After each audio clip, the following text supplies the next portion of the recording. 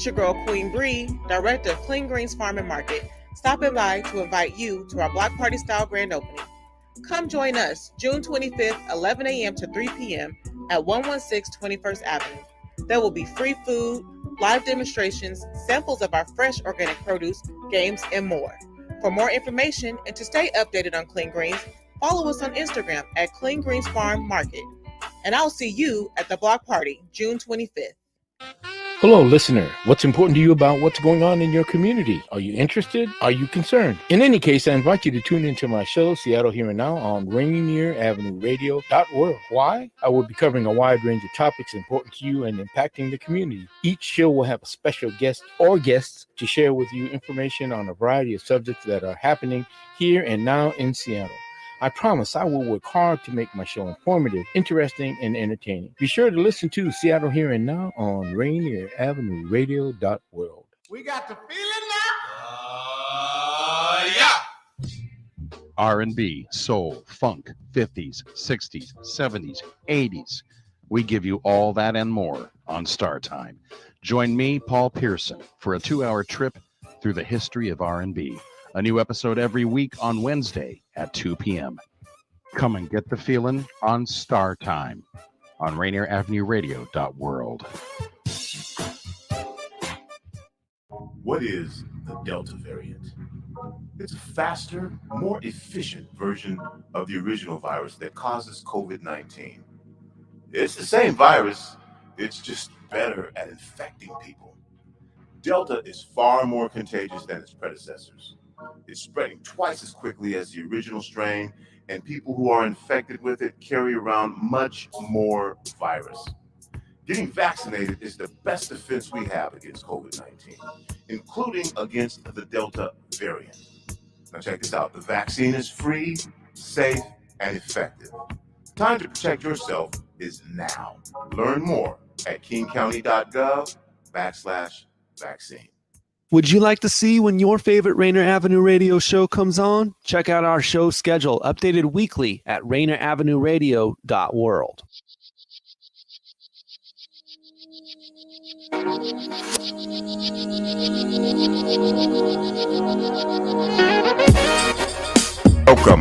Welcome. I'm not hearing myself in my headphones.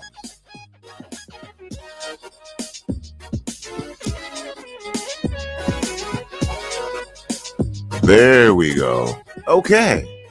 Welcome to Rainier Avenue Radio World. This is our broadcast of the impacts of the coronavirus on South Seattle and surrounding communities. Got another very informative show for you planned right here this evening. We're going to be talking about under 5 vaccines. That's right. They are now available. And we'll give you your opportunity to find out basically what I'm calling everything you need to know about underage vaccines, under 5 vaccines. And we've just got a ton of stuff to share with you. Then Jonathan Cunningham from the Seattle Foundation will be joining me.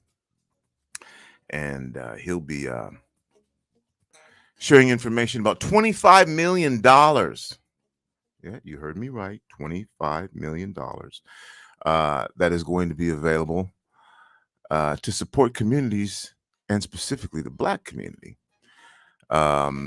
It's aimed at initiating reparations, the repair framework. That's what the reparations are. It's repair. An effort to invest $25 million directly into the Black community. So you definitely want to stay tuned to that. And again, Dr. Mark Dilbakar will be joining us again to talk about vaccines for children under the age of 5.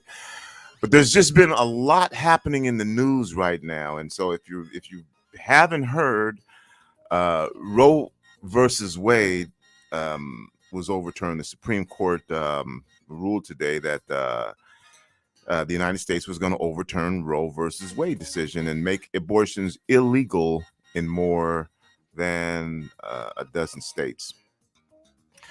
So King County, I just wanted to share if you've heard that and you don't know all the details about what's going on, I want to make sure you get all, at least where we're at in the state of Washington. So King County Executive Dal Constantine made a statement, and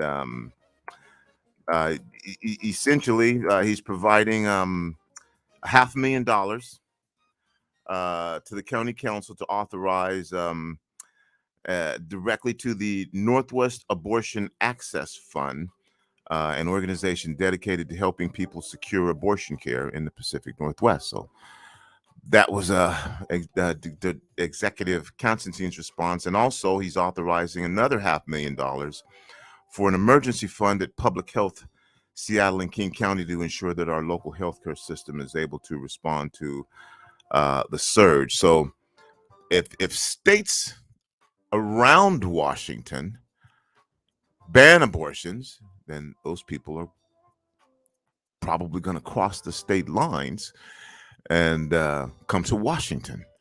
So we'll have more on this. We'll try and put in a request to get Executive Constantine to come on the show, and we'll talk more about this. But we're going to be talking about the coronavirus and under 5 youth receiving vaccines. But that is the news today. So if you haven't heard, that's what happened. Today's ruling by the Supreme Court of the United States overturned Roe versus Wade's decision, and abortion is illegal in more than a dozen states. King County Executive Dal Constantine made an announcement about $1 million in emergency funding, and what he says is to ensure safe access to abortions in King County. And again, that $500,000 is going to go directly to the Northwest Abortion Access Fund, an organization that is dedicated to helping people secure abortion care in the Pacific Northwest. And another $500,000 will go to an emergency fund at Public Health Seattle and King County to ensure that local healthcare system is able to respond to the surge that is going to be coming. You know what? I'm going to go ahead and bring Mark on. Mark. Hey, Tony. Thanks for having me again. Love being on your show. Thanks again.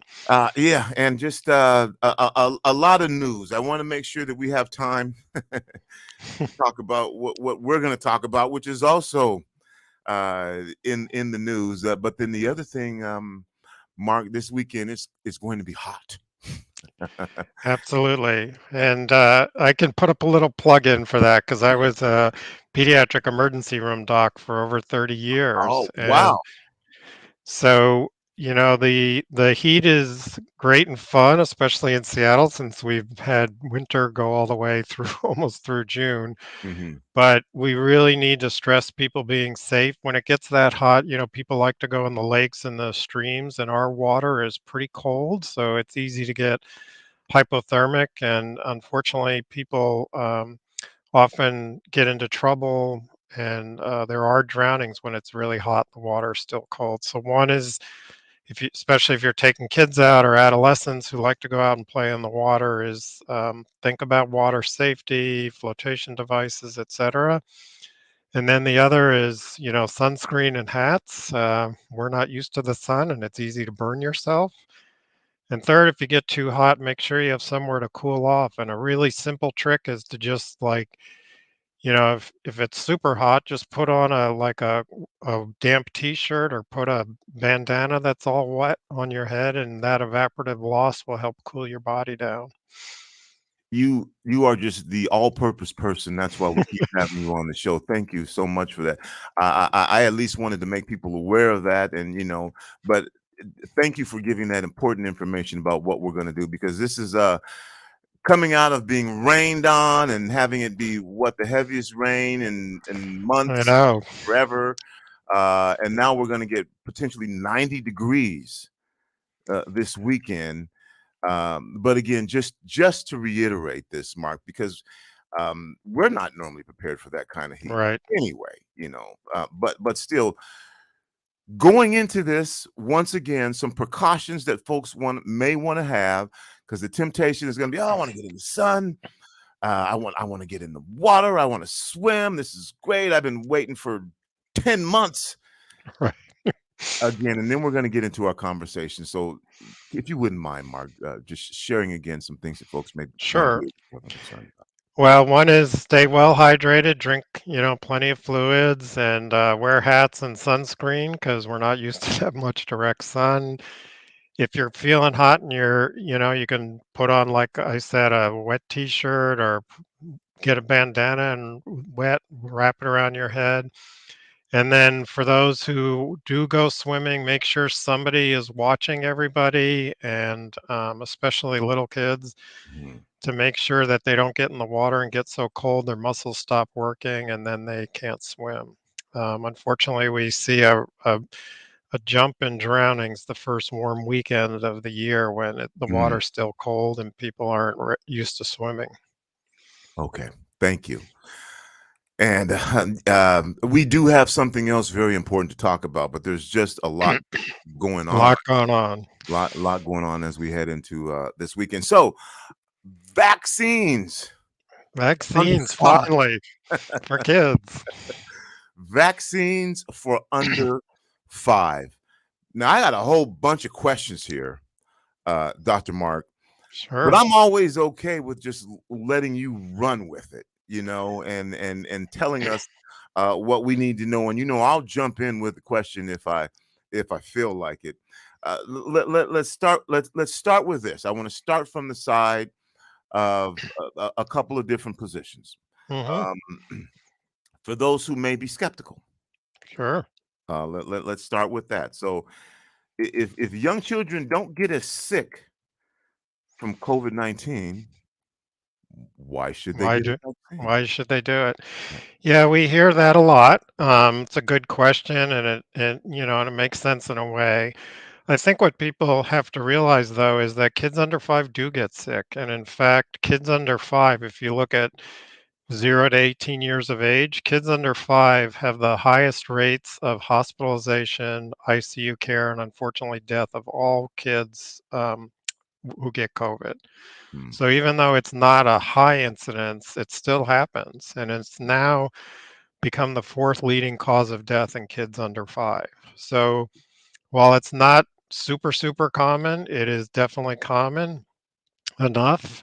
The analogy we kind of use in some ways, it's like you wouldn't go in the car and not put your little one in a car seat.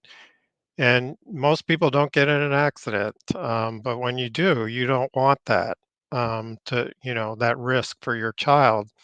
In the same way, you don't want them being exposed to COVID if there's a way to protect them, especially since there's a long-term heart condition that you can get from COVID. There's other long-term effects. And like I said, unfortunately, kids under 5 of all children up to 18 have the highest rates of hospitalization, death, and ICU care of any young child. Now, there may not be information on this yet. What we do know with adults is we call them long haulers. Right. Is there any connection to that in those under 5 that have contract? Do we have any information about that? Yeah, it's a great question, Tony. And there's a lot of work trying to understand this because there's lots of different definitions of what long hauler is. Mhm. But just like adults, there are kids that develop symptoms and then develop other respiratory and heart and other issues that don't go away when the infection's over and last for weeks or months after. So while the percent is probably lower than in older folks, it still occurs, and it's still an area that's trying to be figured out. We have to admit that we don't know for sure why it's happening or what the true percentage of cases is, but it definitely does still happen in kids under 5. Okay. And along those same lines, if you're an adult, uh, if you have some sort of side effect, you say, "Hey, this is how I'm feeling about it." Right. Under 5 may be a little more difficult, for them to explain, and in some cases, not even talking yet. But Right. so I get to the question: do we know if there are side effects? Are there side effects? What are those side effects? What would parents want to be looking for in case they feel like their under 5 is in pain or uncomfortable? Right. Well, the one thing is that kids under 5, unfortunately, are the most vaccinated. Families are kind of used to it. They're the most vaccinated per like month of life. They get immunizations a lot in the first year of life and in the first 5 years of life. And the most common things are, just general achiness, fevers, being tired. Parents are probably used to seeing those things in other vaccinations, and they definitely happen in the COVID vaccinations. Fortunately, most of them last 1 to 3 days, and then the kid, feels better, or the infant feels better. So if it seems like that kind of general thing, it's most likely the vaccine, but it's also most likely to go away relatively fast. But with any vaccine and COVID also, if they seem more irritable than normal and they're not eating or drinking and their fevers, while they may go up and down the first 1 or 2 or 3 days, if they're persisting past that, then somebody they need to go in and be seen. So far in the kids who have received the vaccine in the studies under 5, those are the kind of side effects that occurred. To date, there haven't been any of the more serious ones like older adolescent, especially males, got, where we talked about in one of the other shows about the myocarditis and heart inflammation. Mhm. That is relatively uncommon in kids under 5 for any reason. And so, no matter, if you take COVID out, the biggest group that gets it are adolescent males and then a little bit into adulthood. So kids under 5 hardly ever get myocarditis without COVID vaccines. And it seems to be true also that with vaccines, it's not likely to happen. And so far, no cases have been seen. That doesn't mean it couldn't happen, but so far, nothing has been seen like that. You're listening to Rainier Avenue Radio World. It's me, Tony B. This is our special impacts of the coronavirus on South Seattle and surrounding communities broadcast that we've been doing since March 13th of 2020. And yes, we're still doing it. There's still a need for it. My guest is Dr. Mark Del Baccaro, and we're answering questions, asking questions, and wanting to get answers about vaccines for under 5. And you mentioned something about under 5 being the most vaccinated. Is it okay to get the COVID vaccine while you're getting other vaccines, Yeah. or? Yes, it is. It's again a great question. That was the CDC said that that's perfectly okay. Like I said, kids are pretty heavily vaccinated. They get them at 2, 4, 6 months, and then they get a little bit more spacing. Remember, this is for 6 months to 5 years. So that there's no real way to do this if they weren't potentially going to get them at the same time, especially because if you get Moderna, you have to get 2 shots and Pfizer 3. So at some point you're likely to cross into that period of time. But if you I would say one of the other things, and this gets back to an earlier question you said about, families that aren't sure, is please talk to your family practice doc, your pediatrician, or a healthcare provider that you really trust and talk about those issues about, do you want to space them out or give them at the same time and the reasons for getting it.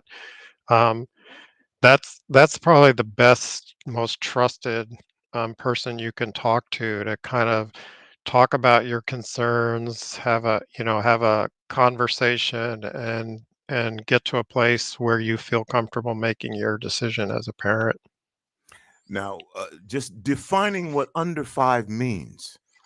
Um, Under 5 means under 5. Is there a minimum uh, age Y- where you're saying, okay, you should not vaccinate your young child before the age of, or are we just saying under 5? If you could explain to us Sure. what that means. Sure. The vaccines have only been studied and approved for kids from 6 months on. So there's no approved vaccine for anyone under 6 months. So you'll have to wait for that. So this current vaccine is approved for 6 months to 5 years of age. And then there are the same vaccines, but other approvals that already exist for 5 and up in different stages. So at this point, there's an approval to vaccinate anybody from age 6 months to, as old as you are, but nothing under 6 months yet. All right. Well, here comes, and not that they're all of these questions aren't important, but I guess you would say this is the money ball. How was the COVID-19 vaccine tested with babies and young children? Sure. So the two vaccines that were approved, Moderna and Pfizer, are the same ones that are being used in older individuals. Moderna and Pfizer both had their own separate studies that were done. The Moderna study had somewhere around 5 or 6 thousand kids in it, I think, in the study, and they measured and followed these kids for a long time. They measured, their blood antibodies response to the vaccine. They measured how often they got sick or hospitalized. And then they also measured the side effects that we were talking about, like fever and fussiness, and looked for other signs too. Pfizer did a similar study with about 3,000. And their initial study showed that after 2 doses, they didn't quite get the immune response that was wanted, and that's why that one went to 3 doses. Pfizer chose to use a smaller dose compared to the adult dose. Their dose is about 1/10 of the adult dose. Moderna chose to use a slightly bigger, 1/3 about dose, so theirs seemed to work after only 2. It's possible kids may get more fever and a little bit more achy with the Moderna because it's a higher dose in each one of the shots. But in the end, when you get the 2 or you get the 3, you have, pretty equivalent antibody response. So they've done those studies that they were done over many, many months. They were watched very carefully, and then they were compared to other children who didn't get shots to see what their, rates of similar things that happen, because kids get fevers and other things just naturally. So they were comparing those that got the shots versus those that didn't. So if I'm hearing you correctly here, and then I'll give you some time. Basically, what's going to happen is for parents should know your child is going to get either 2 shots or 3 shots. Correct.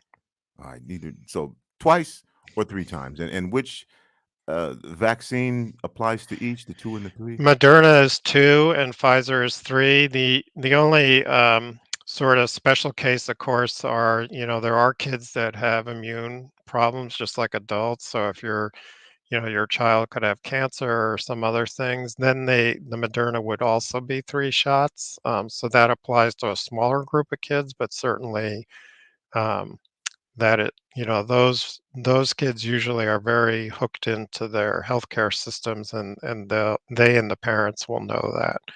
But in general, most kids will get 2 of Moderna and 3 of Pfizer.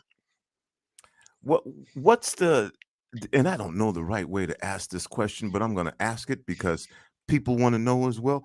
What's in the vaccine? What's in the under 5? Is it the same stuff that's in the other vaccine? What's in the vaccine? Yeah, great questions. It's the exact same messenger RNA molecules, and essentially the exact same other things, like the other liquid components that it's in. It's just reduced quantities of the same thing. So it's the same thing that a 5 to 11 or a 11 to 18-year-old or somebody as old as me would get. It's just in smaller quantities, concentration in the shots. Okay, now I'm going to look at the other end. I talked about the minimum. You said 6 months. What if your child is 5 and you're bordering on 6. I don't know. Maybe there's a magical landscape that says when you jump from 5 to 6, everything changes. Should you be looking differently if your child is 5 as opposed to getting an under 5 dose? Another great question. We get to ask this a lot. The CDC has given some leeway to providers and families to talk about this, but the general way we do it and the way we do it at the public health clinics is we tell families that whatever age you are when you come in for your shot, you would get the shot for that age. So if you're 4 years and 11 months old, you'd get the under 5. And if you're 5 months in a day or 5 years in a day, then you'd get the 5-year-old shot. Now, if a parent had a very specific reason that their 5-year-old and one a little bit old, tiny few days older, wanted to get the younger one, that's a conversation they can have with the vaccine provider, and there is some leeway to allow that to happen. The thing that we usually get asked a lot of is, you may have a 4-year-old who starts the vaccines, and the first dose, or if it's Pfizer, the first 2 doses, the child is clearly under 5, and then they come in for the next shot, and they've crossed over the 5-year-old threshold. Hmm.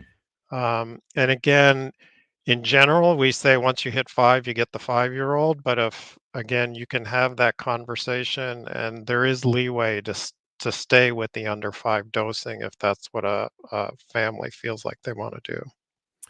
Again, you're listening to Rainier Avenue Radio World. It's me, Tony B. This is a discussion that we're having. The weekly series is called The Impacts of the Coronavirus on South Seattle and surrounding communities. This particular discussion is recently, actually, the vaccine has become available for under 5. And what has that been now, Mark? A week, a couple of weeks? Oh, the first shots on arms and thighs, because in little kids they go in the thighs, just started this week. So it was earlier this week. Our public health clinics, one in Eastgate and one in Auburn, just started yesterday. So, it's a good segue to the first week or two. It may be hard for families to find appointments because providers are getting their vaccine shipped to them, and they're getting their operations used to doing this, so families might need to be patient. There's some good resources in the Rainier Valley area, including the Odessa Brown Clinic, which I'm sure you know well, Tony. They're doing them at the Othello, their new place in Othello. The community health clinics, like they also do it, as well as most, but not all, family practice and pediatric offices are getting geared up to do it. So again, have the conversation with your doc. If you can't find a place, both the King County website and the Vaccine Finder are putting more and more information on where you could go if your provider doesn't do it or you don't have a regular provider. A question that I just got from our audience is, are the COVID-19 vaccines halal? They are. They are. Great question. They definitely are. Okay. Oh boy, Mark. Again, we're almost out of time here.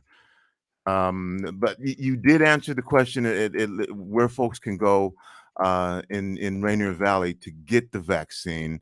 And can you just do that one more time? I just want to make sure folks. Sure. So in that area, if your pediatrician or your family practice doc is not doing it, so first check with them. Children's is doing it through their Odessa Brown Othello clinic, which recently opened. Any community health clinic like the International Community Health System and CMAR and all those are also doing it. Health Point. So if you have access to those, you can, and they're doing people that are not their regular patients. So all those in that area.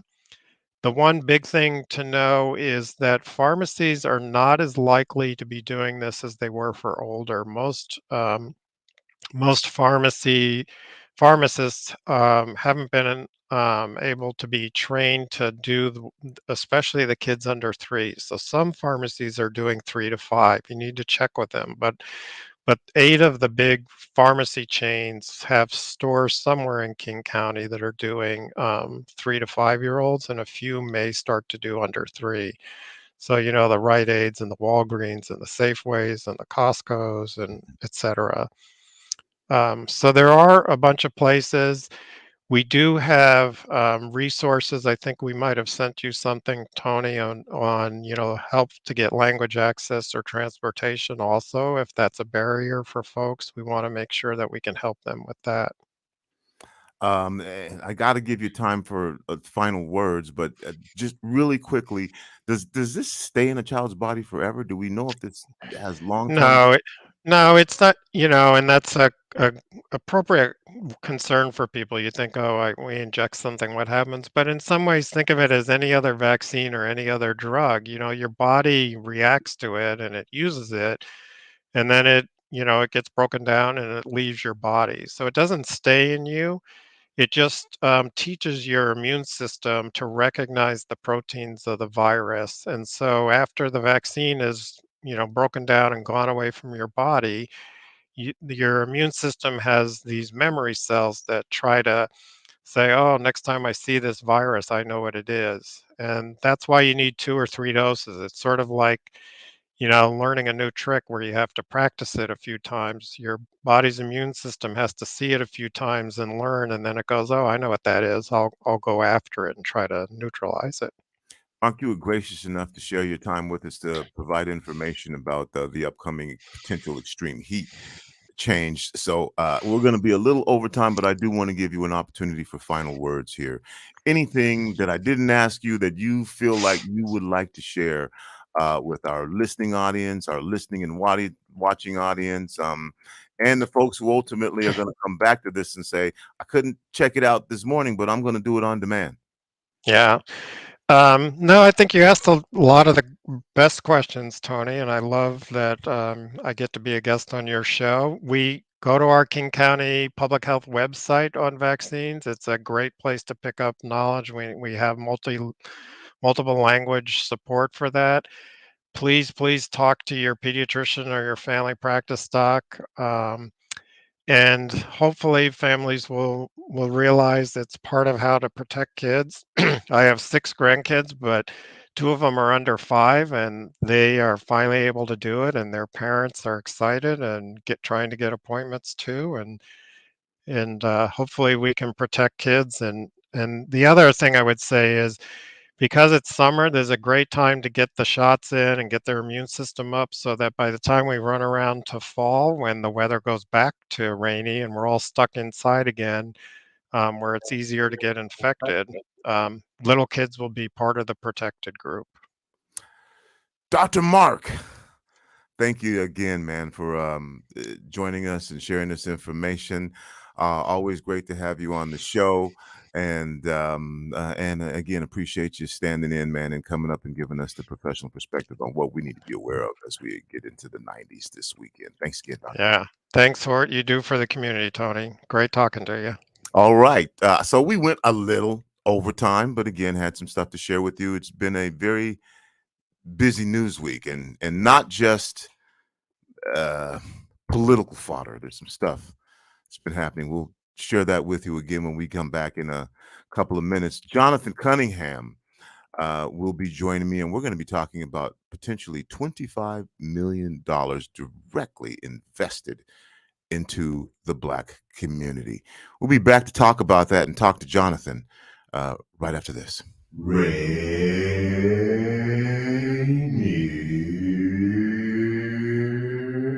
Avenue Radio.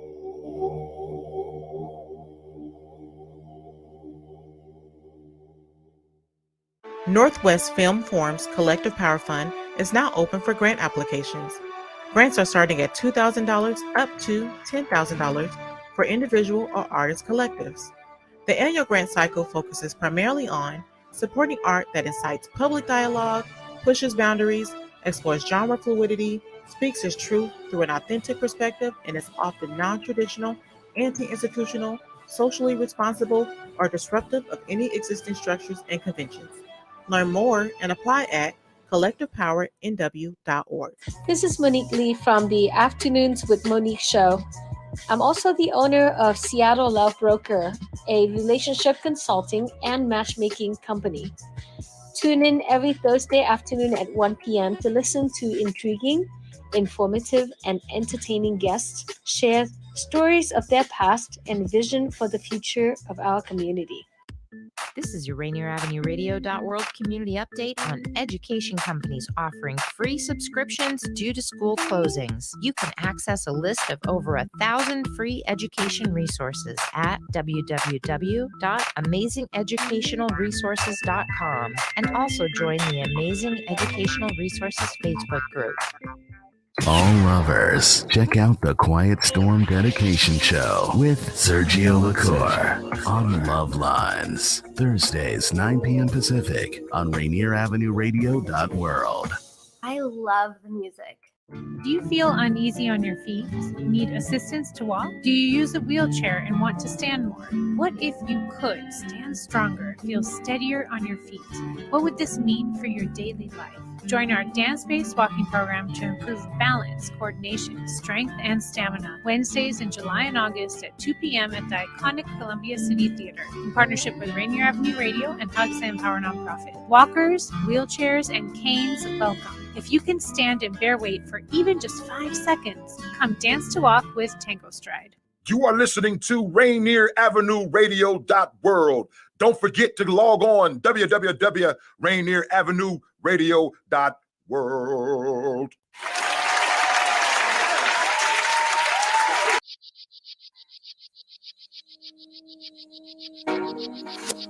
Welcome back to Rainier Avenue Radio.world. This is our special broadcast of the impacts of the coronavirus on South Seattle and surrounding communities. I just finished talking with Dr. Mark Del Beccaro from Public Health, Seattle, King County, about vaccines for underage 5. Those started going in thighs, where they go for under that age, but you can ask if you know where the shot can be. Those started going in this week, and so that's a big deal. Something we've been talking about, and we tried to go over everything that we could in the time that we had to answer questions that folks may have about under 5 vaccines. So if you missed, you can go back on demand and check that out. Jonathan Cunningham is going to be joining me here very, very, very, very shortly. There's just a lot going on right now and some things I want to make sure I share with you. If you don't know, the Supreme Court of the United States overturned Roe versus Wade's decision, making abortion illegal in more than a dozen states. In response to this, that happened this morning, King County Executive Dal Constantine announced that there will be $1 million in emergency funding to ensure safe access to abortions in King County. $500,000 is going to go to an organization in Northwest Abortion Access Fund, an organization dedicated to helping people secure abortion care in Pacific Northwest. Another $500,000 is going to go to an emergency fund at Public Health Seattle, King County, to ensure that local healthcare systems are able to respond to the surge that is going to come. So, and there are states that are very close to Washington that abortions will be illegal, and those folks will cross the state line and come to Washington.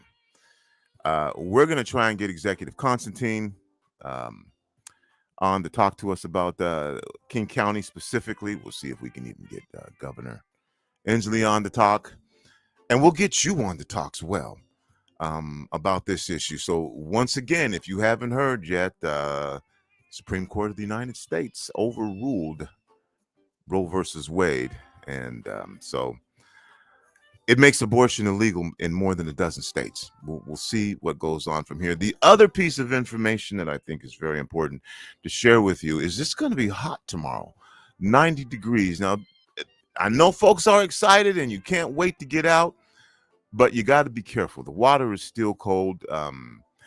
Uh, you need to make sure that before you just jump in the water, make sure that you're around other people. Dr. Del Bacaro kind of talked about this, but your body can react differently. You're not used to getting into this cold water, and this is when deaths happen.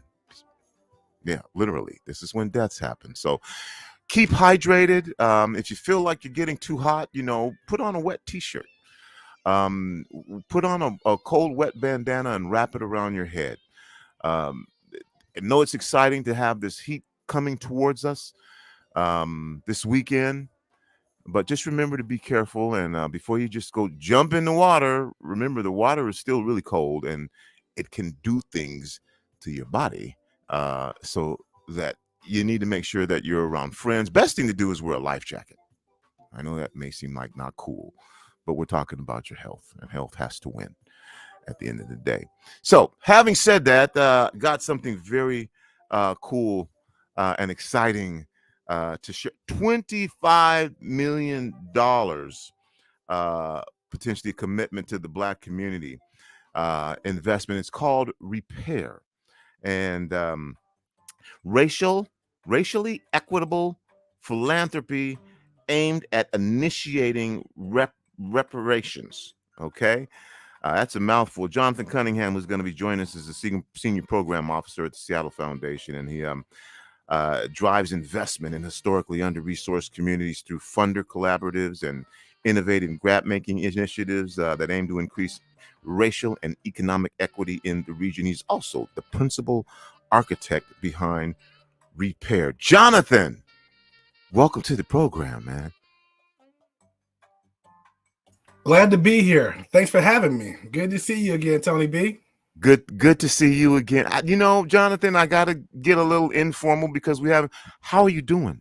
I'm doing okay. I'm doing all right. Today's a weird day. Obviously, the news that you mentioned about the overturning of Roe v. Wade is just going to dominate the news cycle, and understandably so, given its impacts. Setting that aside, which is on one hand difficult, but also necessary. Holding the fort down, doing what I can do.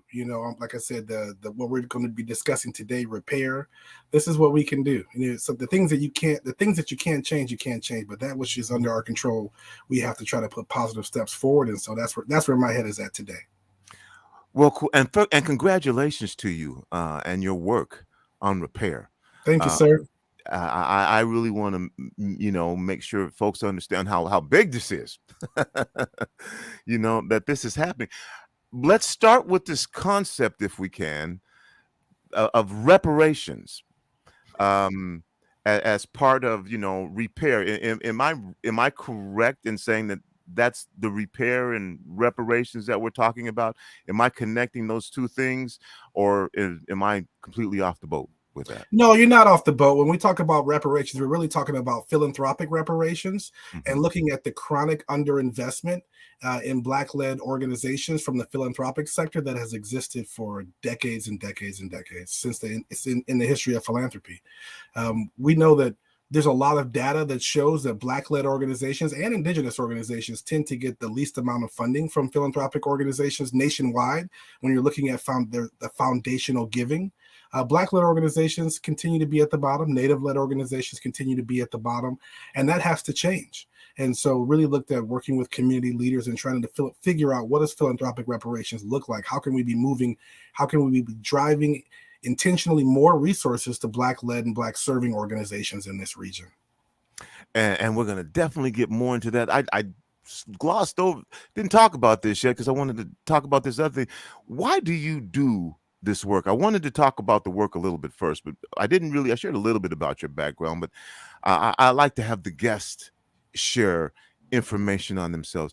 Why do you choose to do this work? That's a good question. In general, I'm a community person at my core. I've worked at a variety of nonprofits throughout my career. I've done a lot of grant funded work. And strategically for me, it was really important to get to the other side of the table. I know what it's like going into foundations, especially when you're working at a nonprofit and doing essentially what sometimes amounts to feel like you're just begging white folks for money. So to support the community that you know and love, and to run these youth programs and after school programs and all the programming that's necessary, whether it's downstream services, upstream services, and wanted to just try to change the paradigm shift a little bit and be able to get to the other side of the table and to be a community driven person at a community foundation that's able to help, nonprofits, organizations, individuals get the resources that they need. And $25 million. Again, I think this is absolutely phenomenal. Now I'm going to keep this in perspective. Investing $25 million in the Black community, easier said than done. Sure. But it sounds great, but I know easier said than done. But I still want to talk about that figure, 25 million, to be potentially invested into the Black community. So here comes the $64,000 question. Jonathan, can you tell us about this process, how this came up to be, and how I know this is a tough one. How are we going to do this? It's a great question. Sounds great. That sounds great. Right. Well, I just want to start with more is needed, right? Like, we're just one entity. This is what Seattle Foundation can bring to the table. More is needed, right? More is needed from a variety of different philanthropic institutions, from the city, the county, etc. This is what we can do personally. Even for those other organizations. I don't mean to put you on a spotlight, but still, if it's $100 million from 4 organizations, how are we going to do this? Well, one, we have committed our dollars, right? So we're a community foundation. So one, we're going to do it with support. We're going to do it by teaching folks the reason why this is necessary, by bringing others along, right? So going back to the origin story of Repair, we have what we call our Black-led organizations cohort, which is a group of 11 Black-led and Black-serving organizations here in the greater Seattle region that are really like a brain trust behind this. This is, and I always say this is not just purely my best thinking or Seattle Foundation's best thinking. This is informed by community. Repair is informed by community. So we have organizations like Nurturing Roots, Community Passageways, Rainier Beach Action Coalition, Tabor 100, West African Community Council, and so many others, CD Forum, like I could keep going, that are really a part of a brain trust that really we gather monthly, and we've been really talking through how can Seattle Foundation be in right relationship with the Black community and what's needed, right? And so in thinking that through, we've gotten to Repair, and there's a lot of other data points I won't even get into, but in terms of the how, one, we have to ensure that our dollars, our philanthropic dollars, are going to be going out to Black-led organizations, Black businesses. That's really important. Don't want to focus exclusively on Black-led nonprofits, and we don't want to overlook those Black businesses as well, and be able to support organizations like those support organizations like a Tabor 100, which do business development, economic development. We want to be supporting those businesses, right? So Repair is really about all dollars out the door. That's our grant making budget, discretionary grant making budget. I know Rainier Avenue Radio has been on the benefit side of getting some resources there. It's our donor advised funds. How are we moving our donors to ensure that they are directly giving to Black-led organizations, right? It's our sponsorship budget. We want to be sponsoring more events. It's our vendor selection. Who are we working with? Who are we contracting with? We just put out a video yesterday that's phenomenal. And I have to shout out Michael B. Main, who is an incredible videographer, photographer, an amazing brother. We contracted with him to put that video together. So it's about all dollars that we spend, having a concerted effort in ensuring that we're moving more of our resources to Black-led organizations, Black businesses, and of course, Black-led and Black-serving.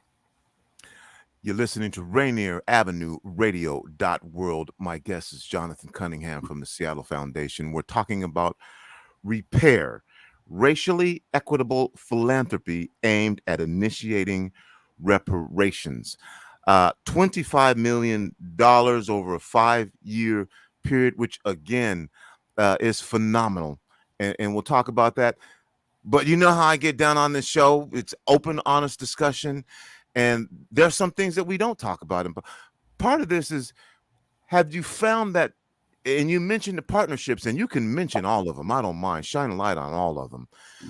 But one of the things that COVID showed us was the lack of infrastructure in the Black community for a lot of things, whether you're talking about education or whether you're talking about healthcare, whether you're talking about just getting information out to people.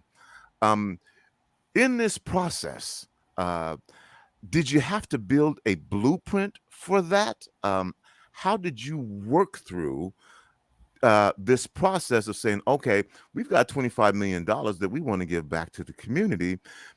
The community itself is fractured right now for a number of reasons. Again, I know this can be a big question, but essentially what I'm getting to is, because I'm sure there are a lot of people working through this process.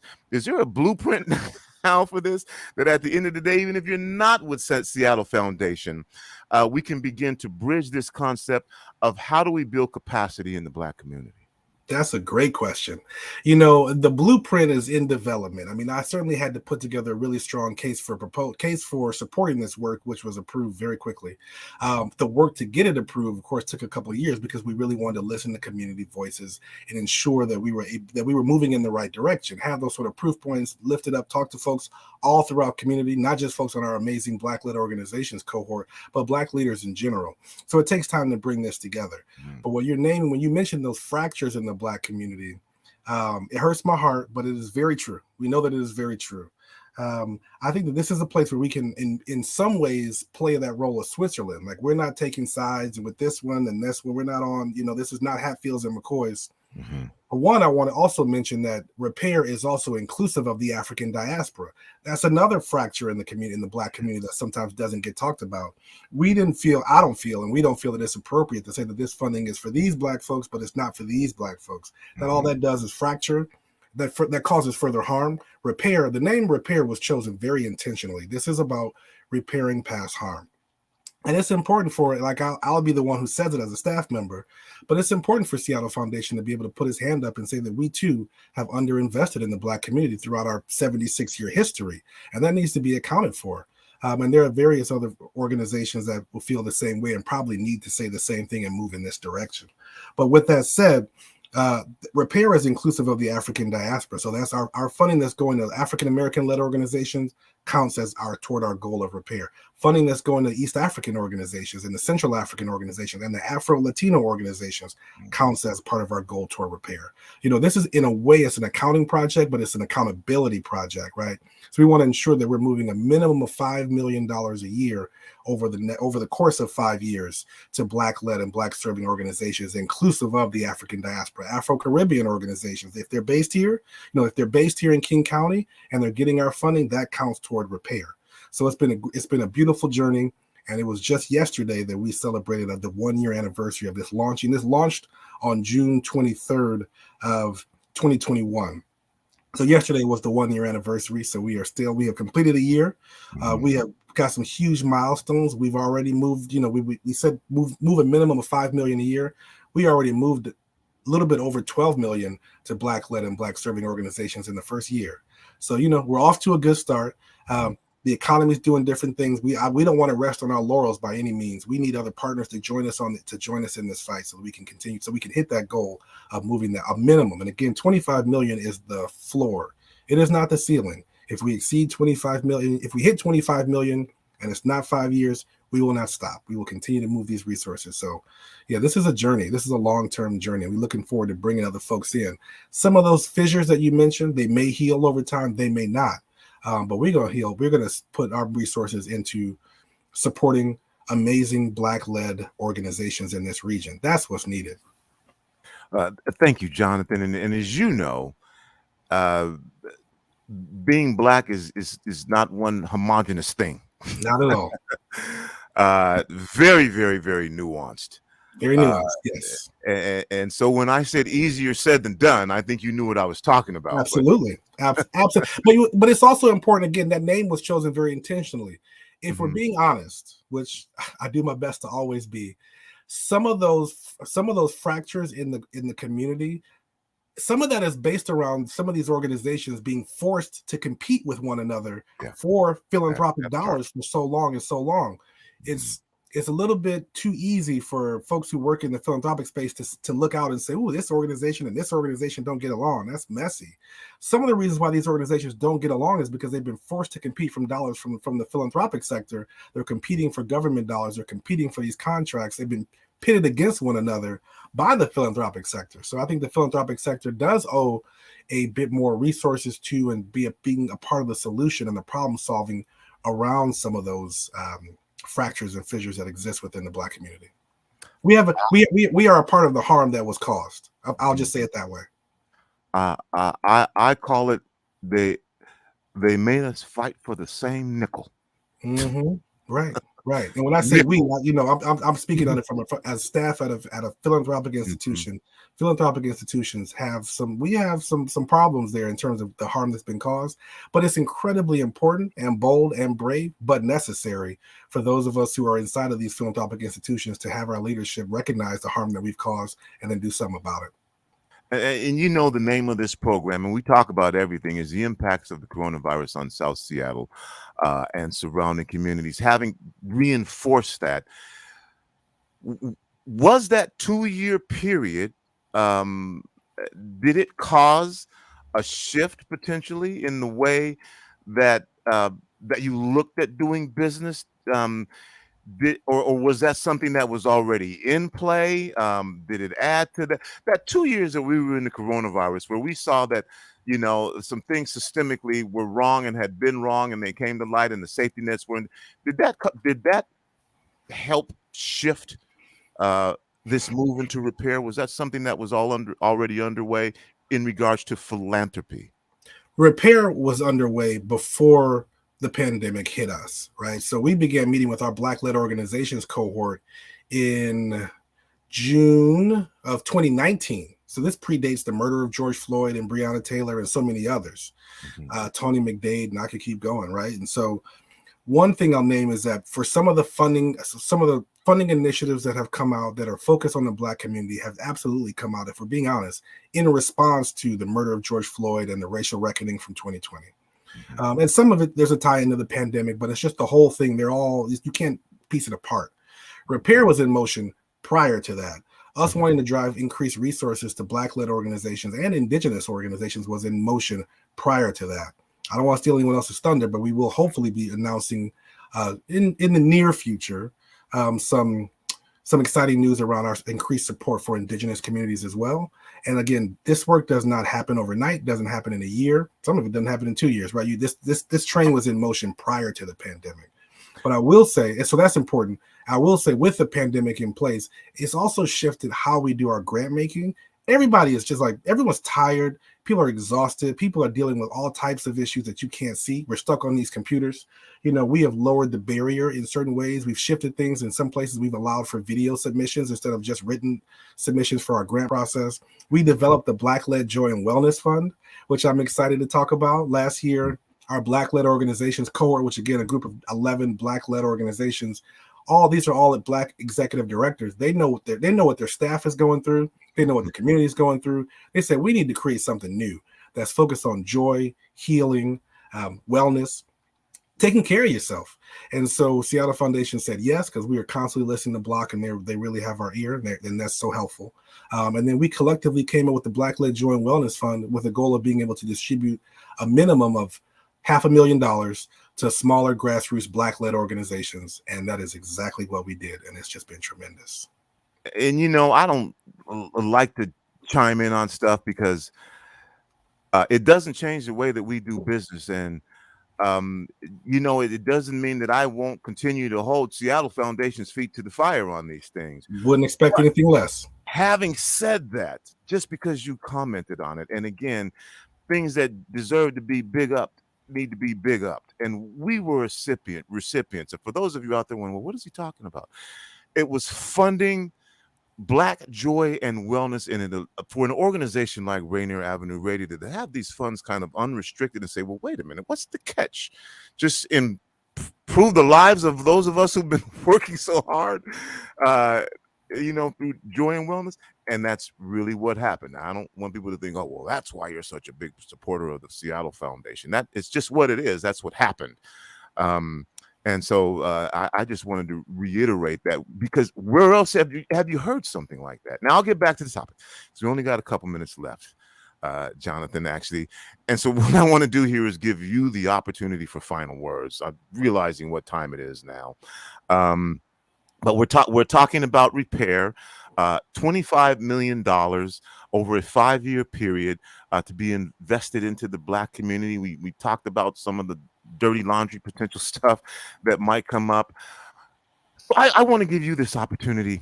And we also talked about the number of folks who were involved in this process and the length of time in putting this together. This wasn't just a knee-jerk reaction to George Floyd, and this was in place already. But I want to give you the opportunity here, Jonathan, for final words to share with our audience anything that we didn't get a chance to talk about that you want to make sure that folks know about repair.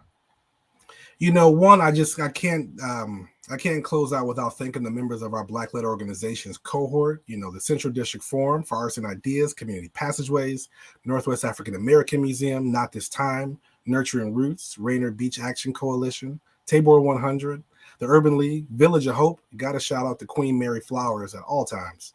Wanawari, West African Community Council. It's amazing to have a group of Black leaders come together. Even that group coming together had its challenges because you never know what fractures in relationships exist prior to inviting folks to the table. But folks have showed up in such amazing and professional ways, so I always give them love. Our Black-led Joy and Wellness Fund, we are doing it again. So glad that you were able to get the grant last year. Also, we have community members who help us make all grant decisions. So, and I'm telling you, I'm saying again, we were tired, exhausted. I'm sure. It showed up right on time, right? And that's not my decision alone. We also have community members who help us make all of our grant decisions. So don't think it's not as if I happen to be a guest on your show 6 months. That wasn't my call. Community members said Rainier Avenue Radio should get this grant, right? So just know that, right? Community members see you and recognize all that you do for the community, right? We are doing that again. And so we're looking to do another RFP in September. And so we certainly need community support. We're looking for community partners. Everyone's being able to put in on this is important because the work that in particular, grassroots, smaller grassroots, those annual operating budgets of $500,000 or below, the work that y'all are doing is tremendous. You all are doing the most sometimes with the least, and it is exhausting. And you all need to be able to take care of yourselves as well. So that's what this is all about. We're doing Black-led Joy and Wellness Fund again, looking to move a minimum of $500,000 again to those organizations, probably with grant sizes that were up to $20,000. We're going to right size it based on the applications. The other thing I'll share is we funded every application that we got last year, and we hope to do that again. And so we're going to need some support to get there. So I can't leave this show without lifting that up and want to encourage those to be able to give and support Black-led Joy and Wellness Fund. It's something that is truly going to help your favorite nonprofits. Jonathan, we actually went a little bit overtime. I'm gonna have to get you back on the air again, man, so that we can have a more conversation. Anytime. It's been great talking to you. Thanks for what you do in our community. And thank you, Tony B. It's nice for some folks, because you kind of work behind the scenes. Sure. But I talk about the folks in particular during the civil unrest, if that's what you want to call it, and the pandemic. About people who stepped up, and some of them you saw and some of them you didn't, but it's how we got through this. So thanks for what you do, Jonathan, at the Seattle Foundation. Thank you, sir. Good. Always glad to be here. All right. Well, that's really it. That's all the time I have. Just want to remind everybody again, Roe versus Wade was overturned. We're going to be having more information for you again in the state of Washington. King County specifically, Executive Constantine set aside $1 million to deal with the after effects of this and the potential surge, folks coming across the state lines for abortions because our neighbors are going to ban them. So we'll see how this all shakes out. And then the other thing is it's going to be hot this weekend. Remember to be careful. If you're, thinking about jumping in the lake, make sure you have friends around. Best thing to do is wear a life jacket, but just remember the water's still going to be very cold and that impacts your body. So, and this is when deaths happen. If you're feeling, make sure you're hydrated. And then also, if you're too hot, put on a wet t-shirt or put a wet bandana on your head. All right. Just be careful out there. Enjoy it. Be careful.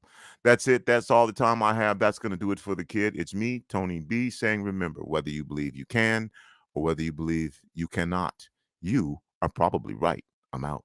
Peace.